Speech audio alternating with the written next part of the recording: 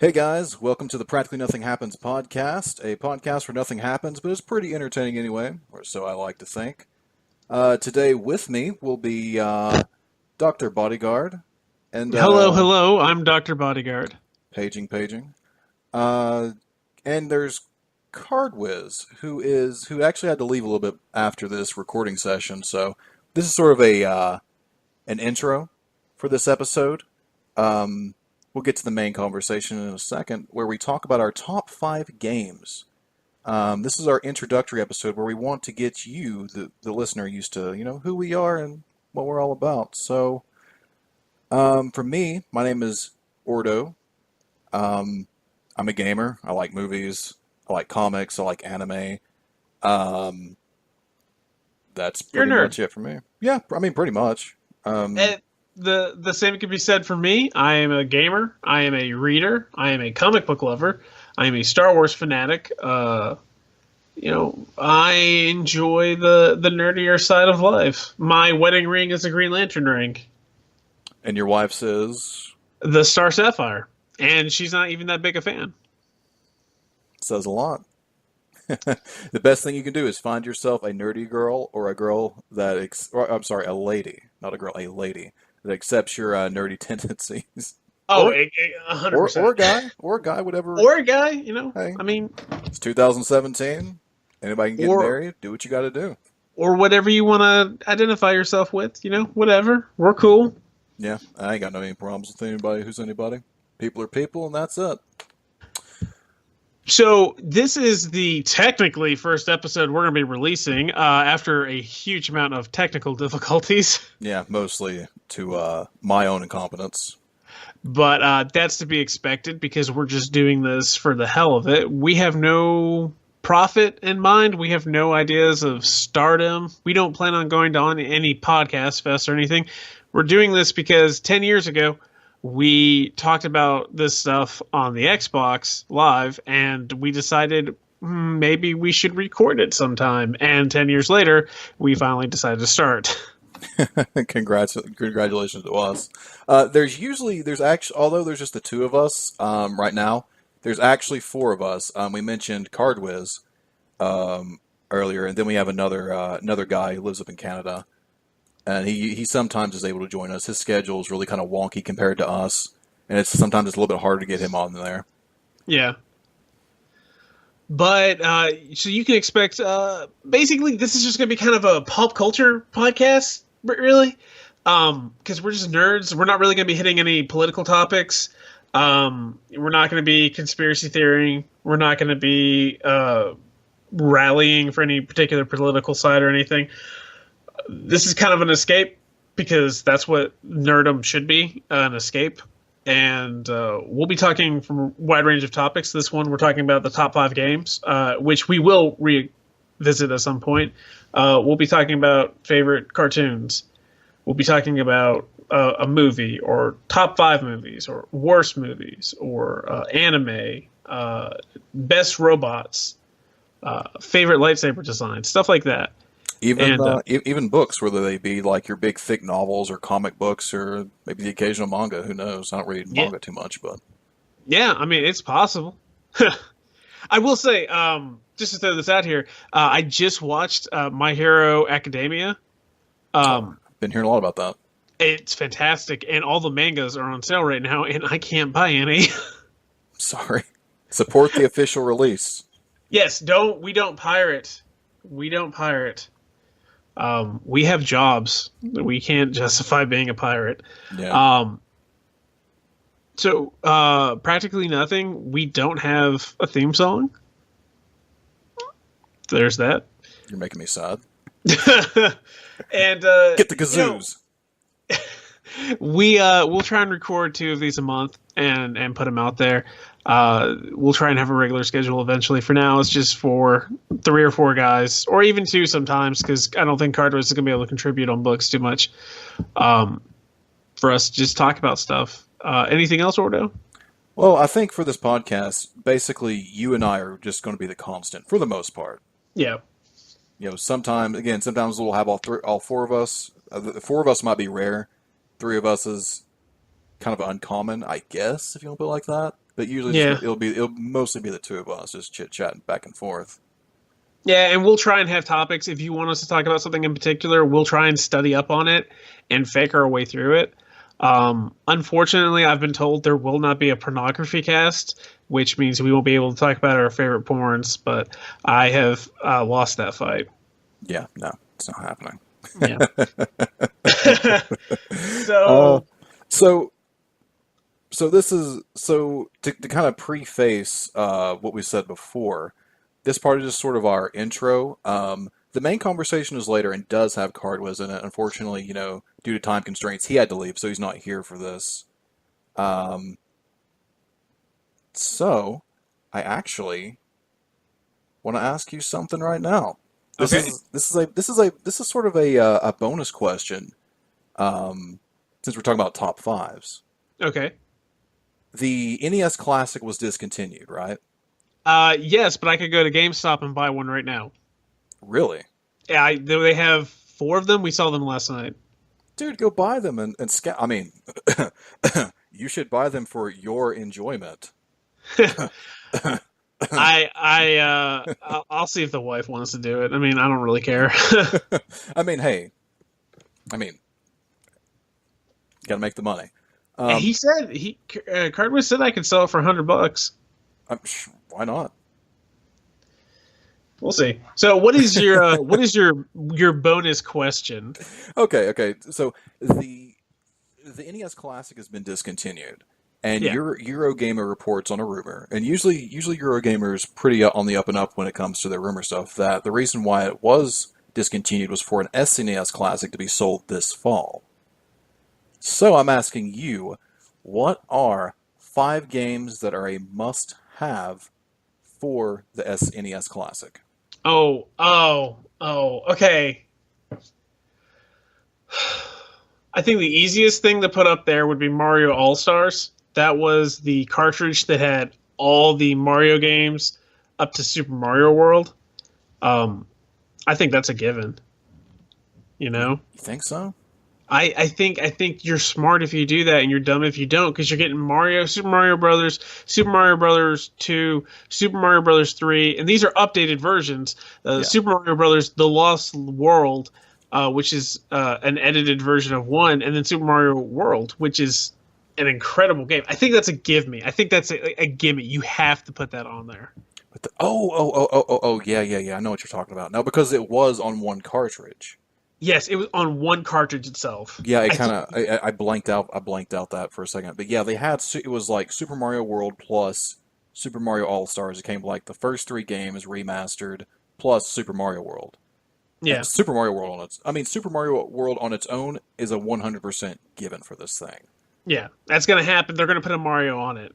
I mean, you wouldn't. I would say Mario. Well, I guess I'll just go ahead and list my 5. I know I asked you, but I'll list my 5. If I was just purely talking about Nintendo, it would be Mario World, Zelda: Link to the Past, um, Mario Kart. Trying to think third party, Final Fantasy Final Fantasy 6/3. I'm not really sure how they re-released that. And It's six. then They re-released it at six. okay, so it's officially 6 now. It's officially six. Okay, so Final Fantasy 6, and I'm thinking Capcom would Mega Man. I don't know because the Mega Man Legacy Collection's out, but Mega Man 8. No, no, or no, no, X. no. Shoot, yeah, I didn't mean to say. Yeah, Mega Man X. So I'm Yeah, thinking, those would be like the 5s that would to me would seem like it's a given because um, X is going to be in Marvel vs. Capcom versus Infinite. Capcom's a yeah. third party, and they want to pimp that name. So, I can definitely see Final Fantasy VI being on there, but more than that, I can see Chrono Trigger. oh yeah.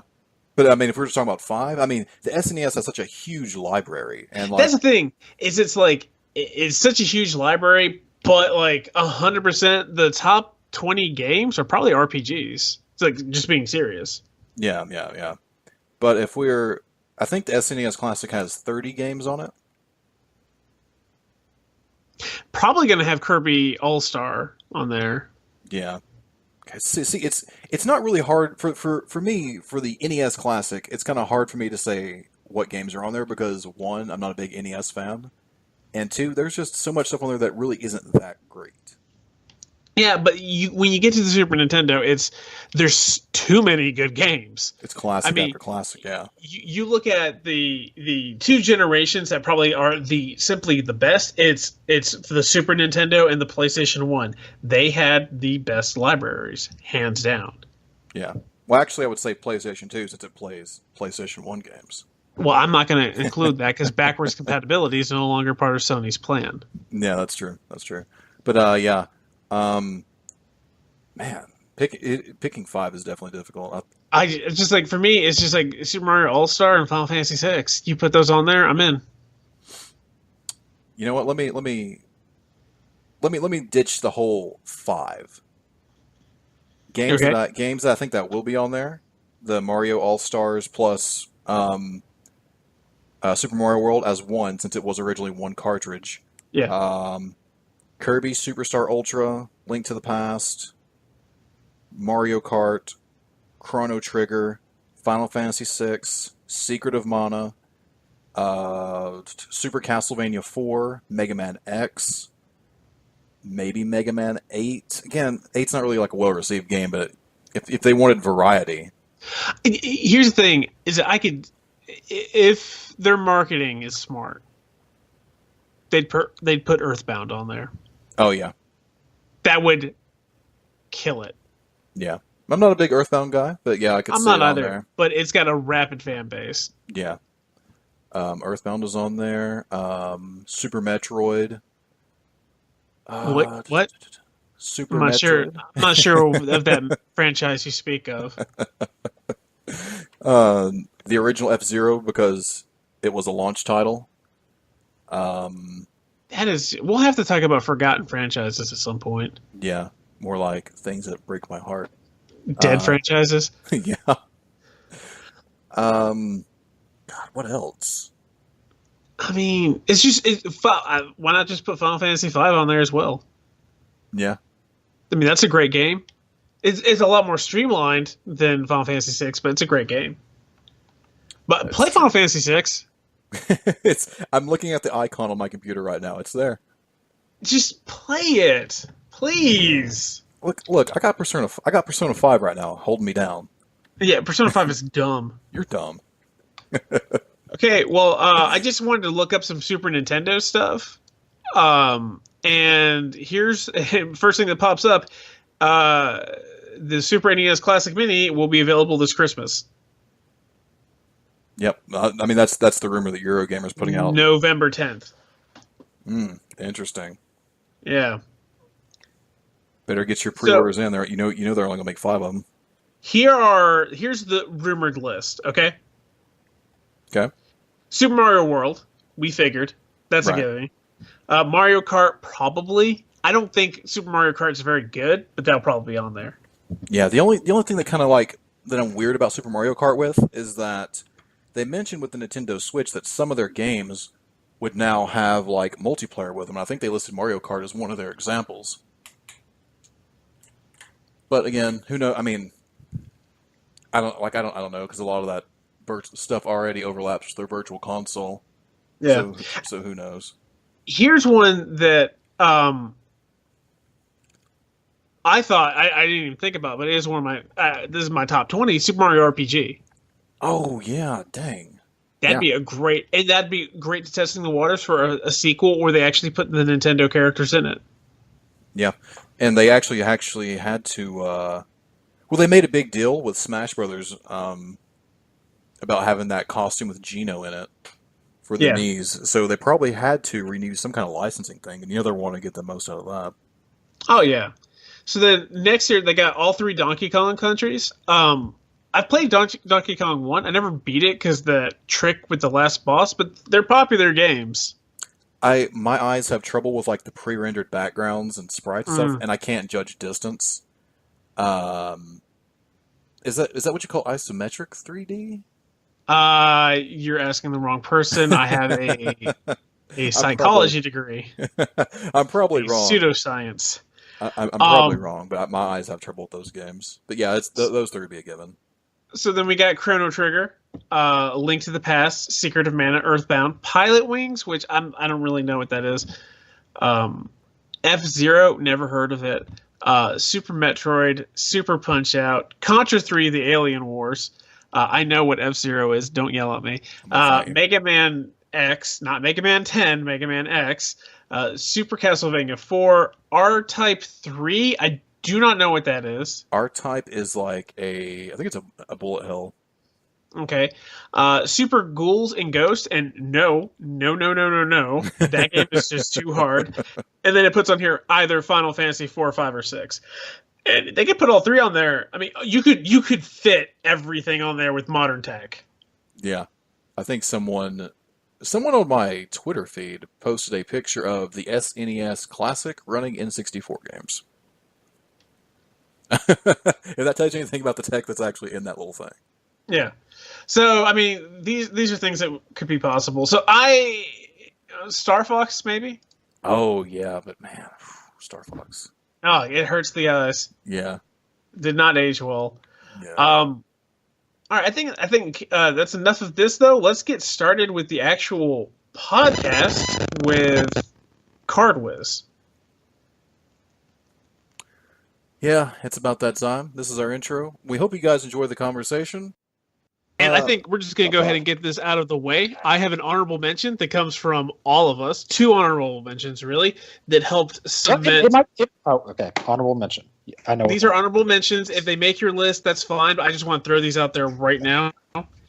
Honorable mentions, the game that actually cemented across the board is Left 4 Dead. It is a Xbox 360 title from back in, 2006, 2007? Somewhere around there. And that's really what cemented us. We had some really great moments, some really great stories from that era. And then what just brought that to another level would have been Halo Reach. Yeah, another good one. Where we all put multiple hundreds of hours into that. So obviously that might end up on someone's list, but I just want to throw that out there. So let's go around the table, everyone, and tell each other our top 5. And we'll start with Ordo. Give us your number 5 position. Number 5 for me is a game that I discovered probably years after it came out. It's definitely not a surprise if you follow me on Twitter, but it is Fire Emblem: The Sacred Stones. It was the very first Fire Emblem game I actually played, and I actually thought that this was the first one that was internationally released. So I was playing it, and I was just like, I don't see any of the characters that I remember seeing, and turns out, Roy? Where's Marth? Yeah. Turns out I had the wrong game the entire time. But out of all the Fire Emblem titles I've played, this game is the one that it definitely sticks with me the most. Its story's just kind of okay. The difficulty's kind of It's on the easy side. But I really love the cast of characters and the support conversations and stuff. And it kind of set like the bar of what I think character development should be when it comes to those said support conversations. Okay, well, Fire Emblem. I have Sacred nothing Stones is to an add excellent to that. example of that. Perhaps we talk a little bit more later about that. Hint, hint. All right, Cardwiz, why don't you go ahead and give us your number 5? My number 5, I want to take a trip back in the day, way back to the days actually before I was born when this game came out. It originally came out in the arcades, courtesy of a company that we will curse in the future by the name of Konami. Oh. But the arcade version wasn't the game that we came to know and love. It wasn't until it was on the NES in 1988. A game that had a very famous code associated with it that most people needed in order to beat the game. This was the very first game I ever remember playing in my life at the age of 3 when my older cousin just sat me down to play it at my grandmother's house and taught me the Konami code. The game is, of course, Contra on the NES. It is a fantastic game with great controls, great visuals, and one of my favorite NES soundtracks of that era.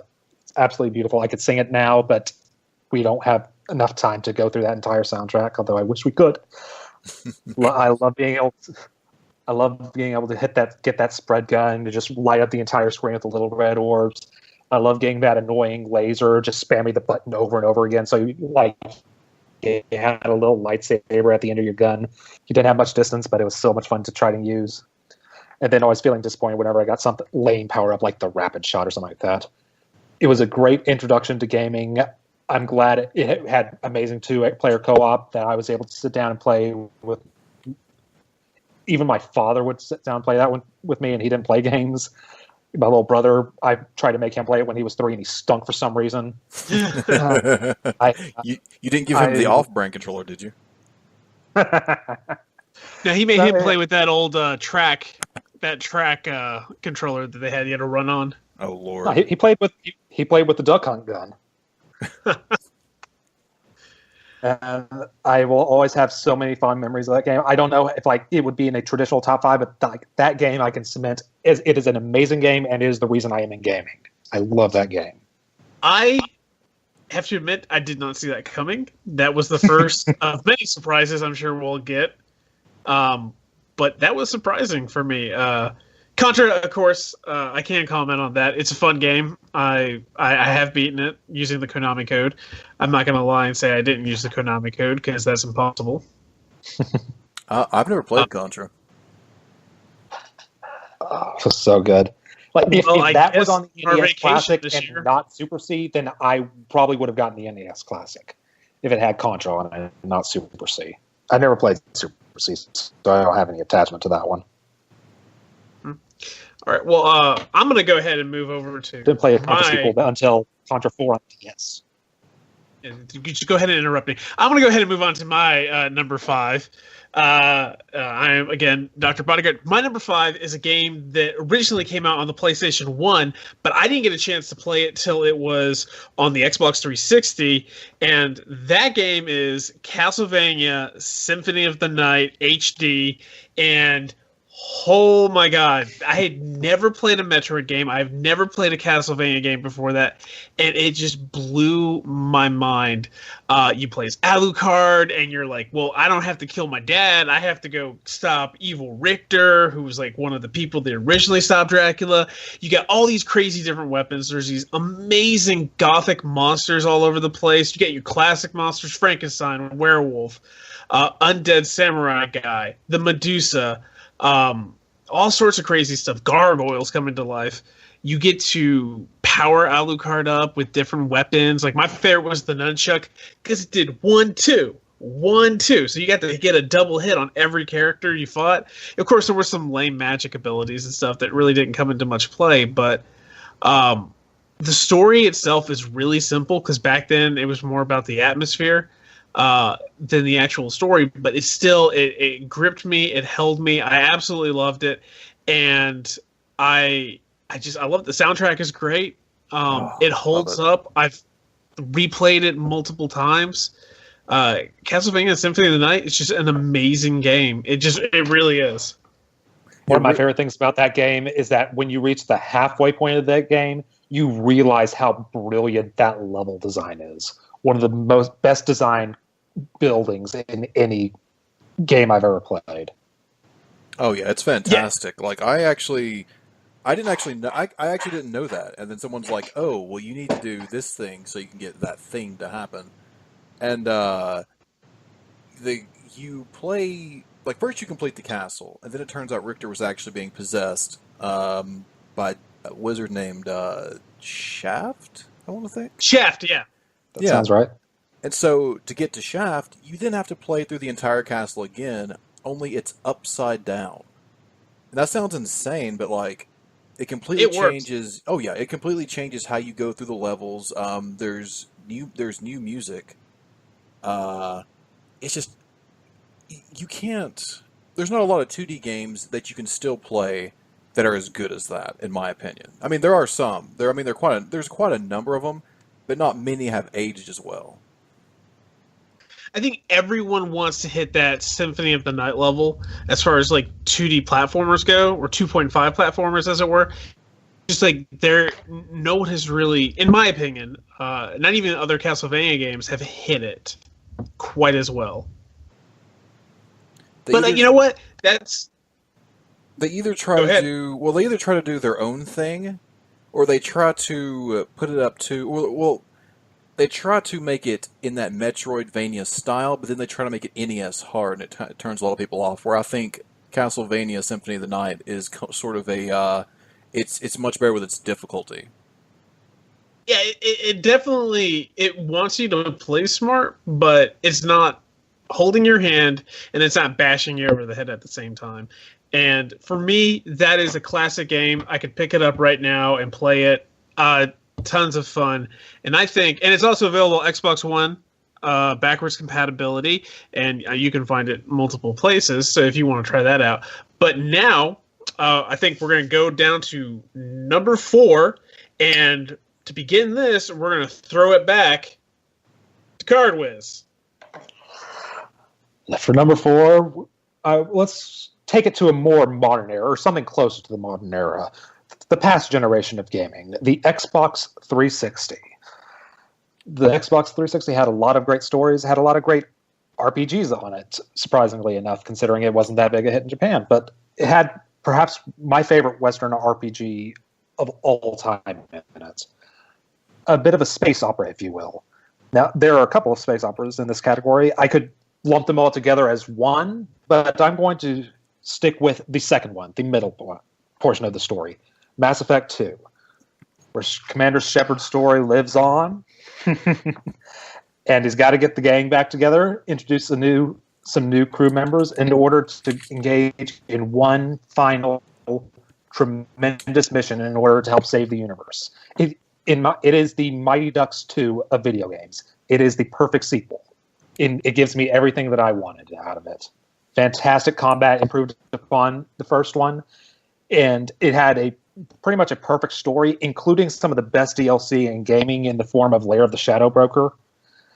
I'd love to put 3 on the list for its multiplayer, and it also had improved graphics and gameplay, but the story I did not love as much as I did 2, and I will leave it at that.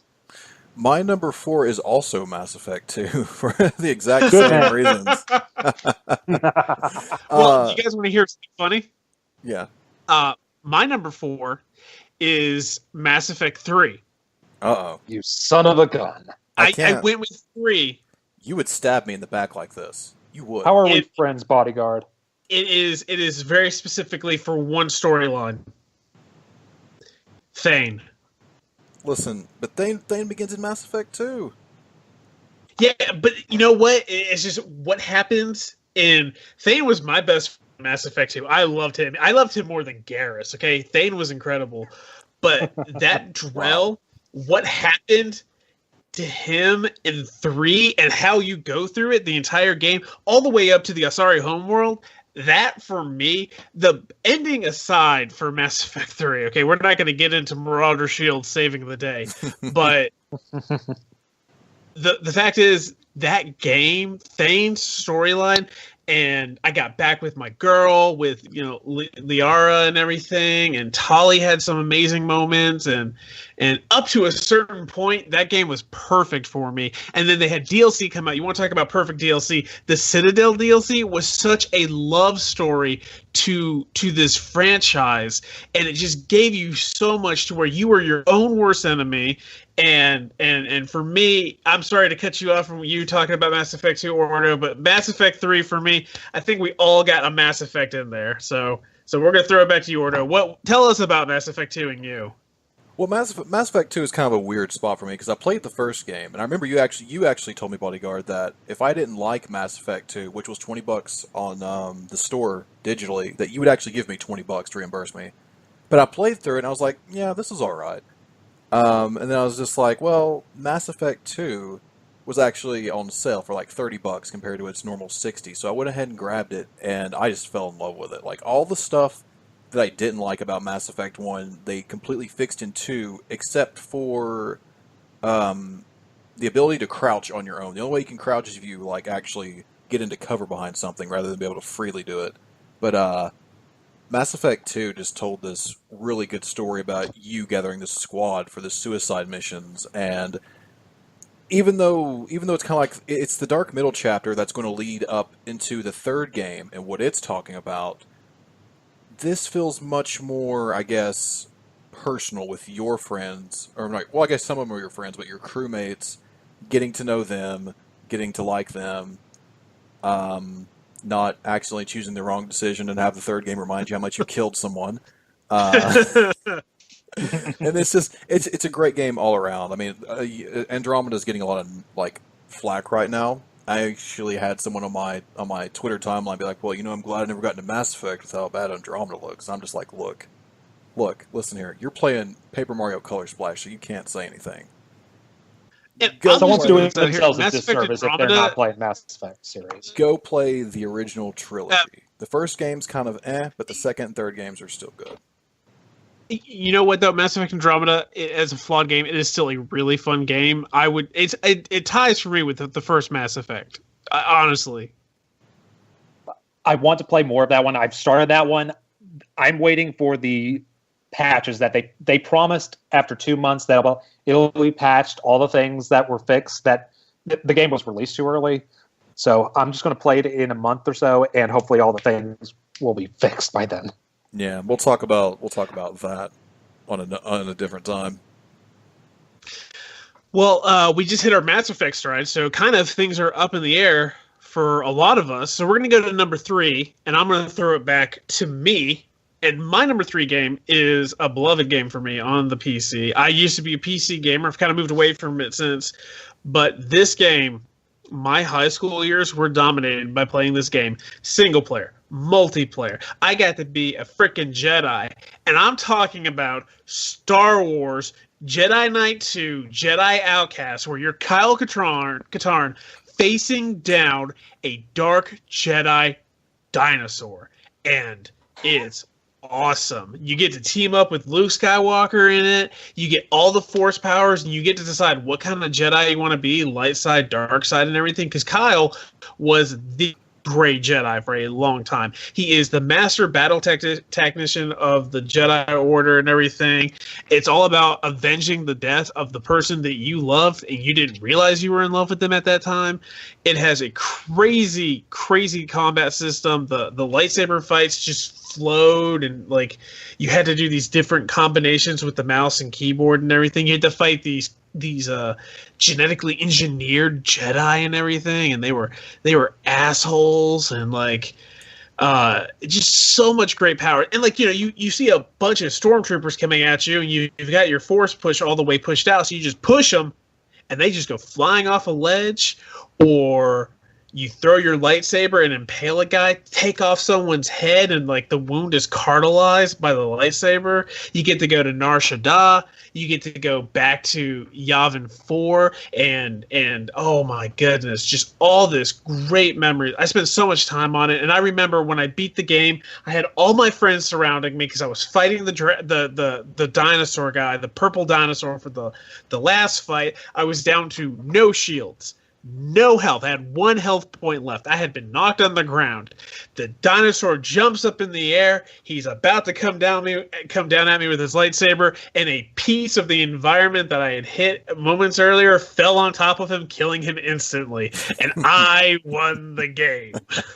Nice. Best. Completely, totally on purpose. It is the best moment in my gaming history, and for my number 3, it had to be Jedi Outcast. I wish we'd get a remaster or something done in the same style. Jedi Knight, just so great. Oh, what a great series! Because you had the first one, the first Jedi Knight. You had Jedi Academy, the third one, and Dark Forces. The very first one in this series was a Doom clone, but it was still kind of cool because it was Star Wars. But it was just great. Just love that series. Love that series. But Jedi Outcast, absolutely 100% in love with that game. And yeah, all right. I love that game. I'm gonna throw it to Ordo, and I want you to give us your number 3. Number 3 is a game actually released on the Sega Genesis in 1994. It's not really a whole game, sort of, but it is Sonic the Hedgehog 3. And I absolutely loved this game. And this was definitely when coming up with my top 5 list, I was just like, this game has to be on here somewhere. And I definitely, in my mind, had to shift a lot of things around. And I ended up bumping off the Golden Sun games, which I had as a tie for Sonic 3 because I spent so much time with this game. I 100% of this game. I mean, I could tell you all the stuff that I did. Like I got the emeralds in regular Sonic 3, and then with the Knuckles add-on which you could get for it, which is another cartridge. You just lock them together. I got the Super Emeralds for every single save file. I did it with Sonic and Tails, Sonic by himself, Tails by himself, Knuckles. Any combination of stuff you could do in this game, I did it. I mean, it's got fantastic level design, great music. After Sonic 3, like I don't think there was another game that was really that great Sonic wise after it. I know a lot of people like Sonic Adventure 2, but let me tell you right here, facts, it's garbage, always has been. Sonic 3 is best. Sonic Adventure 2 is amazing. It has the Chow Garden, and that's pretty much all I spent my time on. You and I are going to fight after this. I mean, the one thing I with love for the Sega Sonic Genesis Adventure Sonic 2 games, but my problem is that I just wasn't good enough at the time. I couldn't get past the carnival. I could not, for the life of me, figure out how to get past the up and down spinning thingy where you had to use momentum and stuff. I never got stuck on that for whatever reason. Like years later, and I'm talking about like 2007. I read that people back in the day got stuck on that, and I played this game probably 1998. You know, roughly 4 years after it came out, and I hit the thing and it started going up and down. I was like, huh. Then I started pressing the controller. I don't know, just out of instinct, I guess, up and down. I was like, oh, well, that's how you do it. Because I didn't have the internet. I didn't have internet in 1999. And I was like, well, that's annoying, but, you know, I got past it. But then I read tons of people getting, like, stuck on it in 2000. In 2007, I read about people in 1994 getting stuck on it. And I for whatever reason, I could not fathom that. You just had to hit up and down on that thing? Yeah. Up, down. I thought it was a freaking momentum thing where you had to time the jumps as a child. Oh, freaking stupid. Yeah, kid. yeah. When you're standing on it, like if you press up, it'll go up a little bit. Press down, it goes down a little bit. And then you keep going up and down until it gets to the height that you want. Then you jump off. Sonic is stupid. I hate it. But I spent so much. I spent so much time with this game. It's very hard to for me not to have this game on there. So sorry, Golden Sun. Maybe you're somewhere. You're in my top 10, and that's all you have to know. So let me toss the baton to Cardwiz. You knew exactly the reference to make. Did I tell you my list in advance? No. I had a feeling it was coming up though. It was coming up. For when we decided upon this topic a couple of weeks ago, in this spot I had cemented Persona 4 Golden for the PlayStation TV because no one plays the Vita. About 4 years ago, for the very first time, I played Persona 4, the PlayStation 2 game, absolutely adored it. Then about a year ago, I got a PS TV and played Persona 4 Golden and loved it even more. How about you tell people? We don't have time for that. We're on a limited budget time basis. We cannot tell that story now. After playing a ton of Persona 4 Golden, I thought, this game cannot get much better. How will the franchise advance? Persona 5 has taken so long. It's been delayed so many times. Is it going to actually achieve the dream? And after playing 100 hours into it, I can tell you that Persona 5 did achieve the dream of being freaking amazing. Oh, yeah. It is mechanically one of the best games I've ever played. It says, well, people, they definitely tout it as being, a 100-hour game. I was like, no way. But I'm only on the 6th dungeon. I guess my guess is there's either 7 or 8 dungeons in the entire game. I'm on the 6th one, and I'm like at 102 hours right now. So I can't say that it's definitely not. Hold on. Okay, so what is your number 3? Is it Persona 4 or 5? It is Persona 5. Like, Persona 5 bumped off Persona 4. Because when I originally did the list, it was Persona 4 Golden, but then I played Persona 5, and it's near perfection. Of course, there are elements that I still like Persona 4 more. I still like some of the characters, and I think I like the overall story of 4 more. But in this one, the mechanics are so good. It is so beautiful, so stylish. They've improved upon the social link system. Like in the Persona series, you have to engage with other people in the real world, and in order enhance the way you can fuse personas, aka like your Pokemon sort of thing. You have to improve your relationship with others in order to become stronger. And in the other games, it was just that. It was just those numbers. But in Persona 5, it adds mechanics to it. So like, oh, if I improve my relationship with you, I get a discount. If I improve my relationship with you, my guns improve. If I improve my relationship with you, then I get access to enhanced medical supplies. It takes all the things that were kind of throwaways and made them something special in Persona 5. Everything is so good And in this game. I am addicted. I love to it. the I can't wait to put soundtrack. another 100 hours. Addicted to the soundtrack.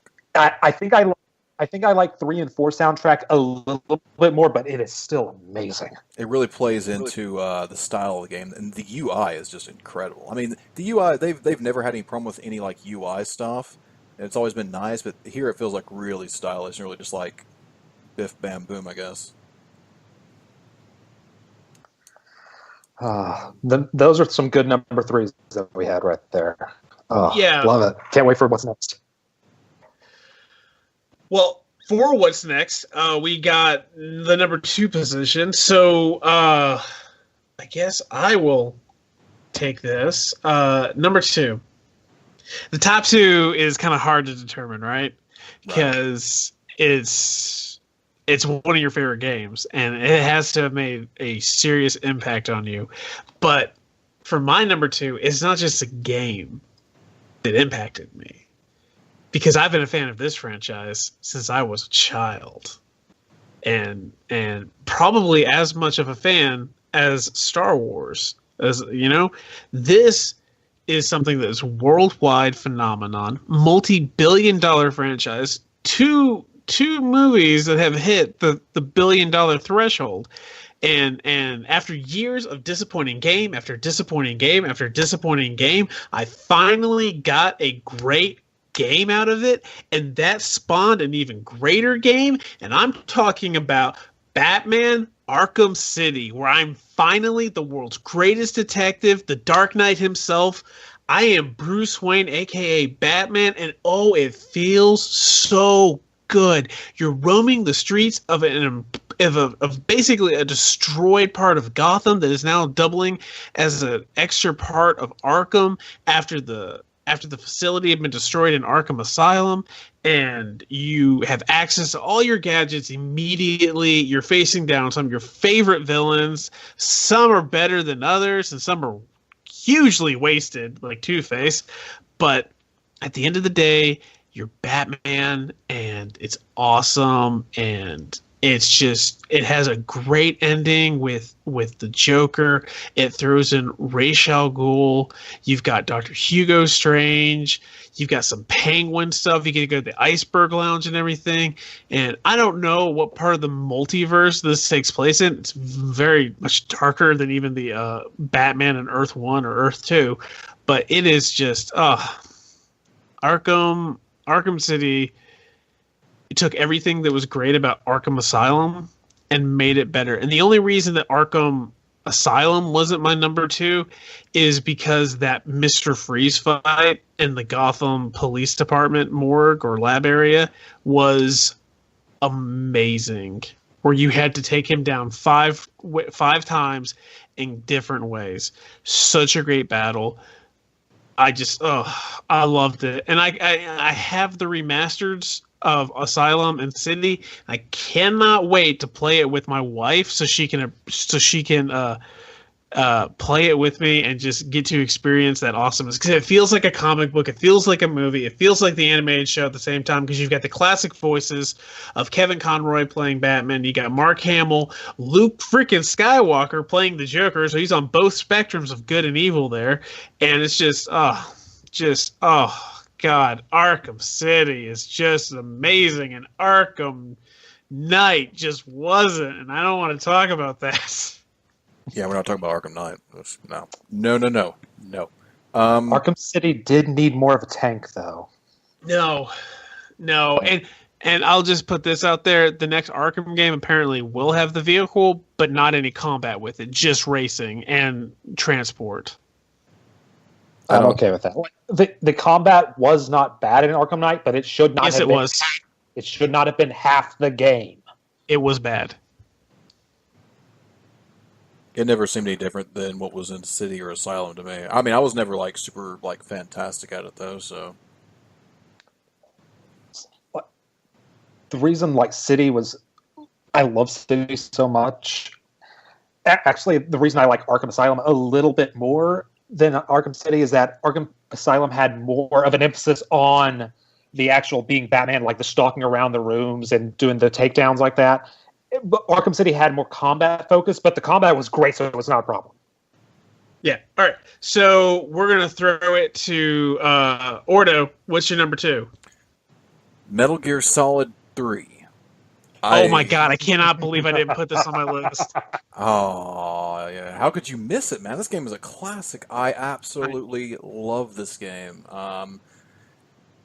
Your big boss in 1964 before anything crazy from Metal Gear happens. You know, Metal Gear it's known for its crazy and wackiness, and Metal Gear Solid 3 has some of that stuff in there too.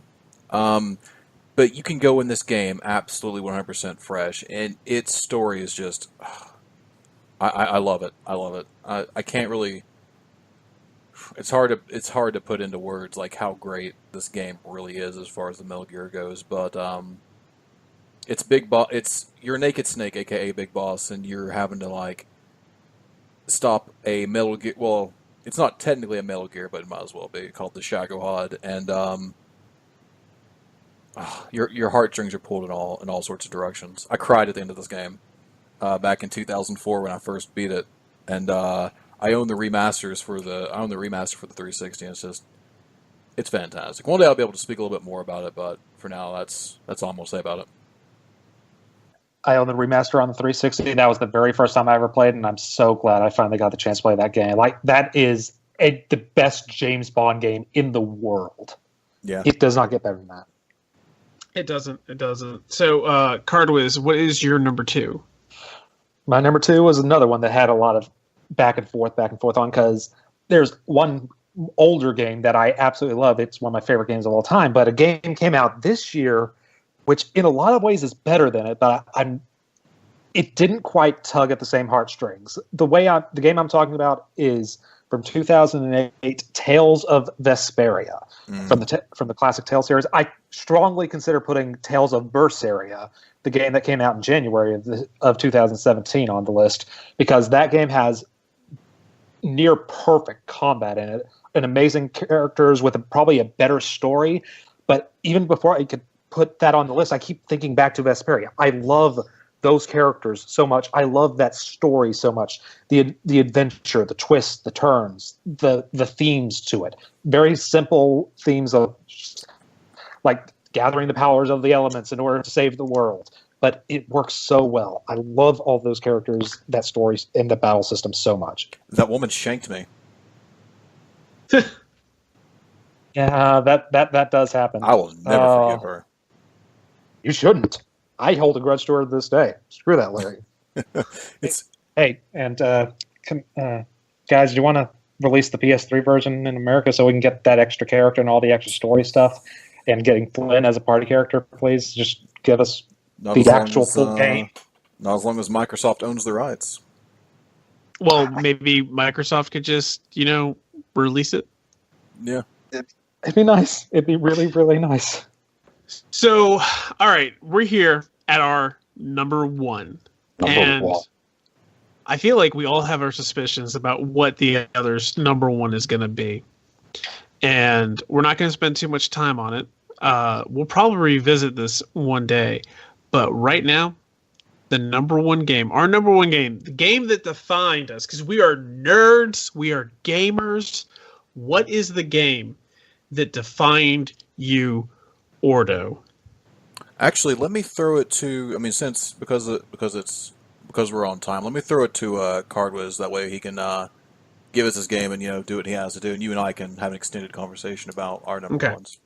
So, Cardwiz, please, what is your number 1? What is your defining game?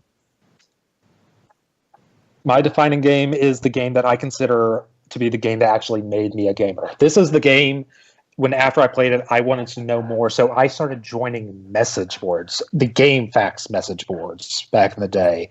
And because of that, I eventually joined other message boards, and that is eventually how I met you guys, my bestest friends in the whole wide world.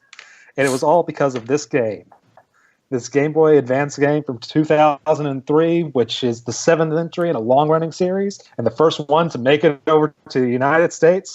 I'm talking about Fire Emblem, also known as Fire Emblem: The Blazing Blade. Yes. So Praise be the name of Fire Emblem. great design, great characters. Great. It's a simple story, but it's a story that once you beat the game the first time, once you beat the first 10 levels, it turns out that's just the beginning part. You actually play as this entirely new hero who will take you through his storyline of seeing some evil sorcerer who's kidnapped him and tried to take over the world with dragons. And then once you beat the game that way, you can play as the best friend who also has his own storyline with a couple of unique chapters and with a much harder difficulty. And then you can play it through again with hard modes. And then I probably played this game, not much of an exaggeration here, almost every day for probably about 4 years. I love this game. This game never left my Game Boy Advance for a long, long time. And I've got it in my DS Lite right now, actually. That's over to the side over here. And I will still pop that game open. That game has, for me, infinite replayability. And nowadays, with randomizers having been created, I've been playing it a whole lot more in new ways I never thought I would. I love this game. I love all 40 or 50-something characters who each have their own stories in them and their own personalities that are kind of deep, as opposed to the modern Fire Emblem games, which are kind of one-trick ponies as far as characters go. But I love this game so much. It is my favorite game of all time. It's 2 minutes till 6, Cardwiz. You got to go? I can stick around for a few more minutes. We can finish this out. Okay. I'm gonna go real quick. We'll finish with Ordo. I might cry during this one. But I know what it is. I Yeah. put 500 hours easily into this game, and I don't say this lightly. I played this game my entire childhood with my brother who has passed, and this game is just so incredible. It's got an incredible story, an incredible cast of characters. I'm trying to get these bozos to play it really badly because I love it so much, and it is the 6th entry into the Final Fantasy world, Final Fantasy VI. My brother and I would rent that every weekend from Aardvark Video. And we would have to start all over because back then, other people would get the game and they'd go over your save when it was at, because, everything was on the cartridge. And then eventually we bought a used copy and we put so many hours into it. I mean, you got Terra, you got Locke, Edgar, Sabin, Cyan, Shadow, Setzer, Celeste, Cecil, or whatever. I can't remember off the top of my head, but, that game, I have bought it on the Game Boy Advance. I have bought it on the PlayStation remasters. I have bought it on the PlayStation 3. I've thought about buying it on Steam. That game is not just the memories that I shared or that I created with my brother that made it so great. It's just its story, how you lose and the world gets destroyed. And then it's like, well, I guess I have to fix it now. I know a lot of people love Final Fantasy VII because of the characters. They're so anime-esque and everything, and that's great. But Final Fantasy VI, it is just the perfect of everything. There's an evil octopus that really makes you mad. There's just so much greatness about that game. And I just love that game. I can play it at any point. And yeah. So I'm gonna throw it to you, Ordo. Tell us what your your life defining game is. This was the game. Well, it's actually 2 games because they're so interlocked within me that I can't really separate them. But back when I started playing video games, I only played things like Mario Brothers, or I played an arcade platformer. But one day I went over to my best friend's house, and there was this game, and I couldn't figure out what it was. There was this little guy in green, and he was trying to save this princess from this castle. And I could never figure out what this game was at all. And then I went to a daycare that actually had this game. And it was The Legend of Zelda: A Link to the Past. It completely... it turned me upside down on what a video game could and would be. I didn't know that you could have adventures and you. It's so hard for me to put into words. You could have adventures and go on quests and use a sword and a shield, and it wasn't just like, oh, you're just a guy fighting this guy, or you're not just jumping on someone's head. And Link to the Past, it just completely blew everything what I thought were video games were, and turned me into the gamer that I am today. And to kind of follow up on that, a few years later, the next entry in that series, The Legend of Zelda: Ocarina of Time. So those two are my number one. I tried saying, well, no, this one over this one and this one over this one, and I just couldn't because they're so interwoven within me. Ocarina of Time came at a point in my time where, or Ocarina of Time came at a point in my life where I was starting to pick up on music. I was starting to learn music and stuff because I started out playing trumpet, and then eventually I moved to trombone. Um, and Ocarina of Time, it's all about music. You have this ocarina and you're learning songs, and it was very parallel to what I was doing in life. And for me, that game was everything. I mean, I understand that like nowadays it's like, oh, that game's overrated, blah blah blah. But for what it meant to me and how I think about music, um, it's very important to me. Both of those games are one for making me the gamer of who I am today, and one for basically expanding my horizons on music. So that's my number one. I know maybe it's technically kind of cheating to have two, but like I said, can't do one over the other. Well, we practically have no rules. So Practically. that is our top five. We will be revisiting this at some point, especially with our fourth, who is not with us here today. But we thank you for joining us, and we hope that you join us again in the future as we continue to talk about the stuff that we've talked about on Xbox Live for 10 years. This will be the sign off, I believe. You can reach us at the Practically Nothing Twitter account at Prac Podcast. That's PracPodcast. And you can email us at practicallynothing@gmail.com, and maybe we'll answer some of your questions that you have. Heck, send us some of your top five, and maybe we'll discuss it sometime. If you want to follow us individually, you can follow me, Ordo, at PlanOrdo. And for Dr. Bodyguard, you can follow him at Dr. Bodyguard. All these, both of ours are all one word. And then for Cardwiz, you can follow him at KD Corley. That's KDCorley. And gentlemen, I believe that's it. Thanks for having us. No problem. And I'm going to fight you. Yeah, I'll meet you in the parking lot after school. All right. Thanks for listening, guys, and we'll catch you next time.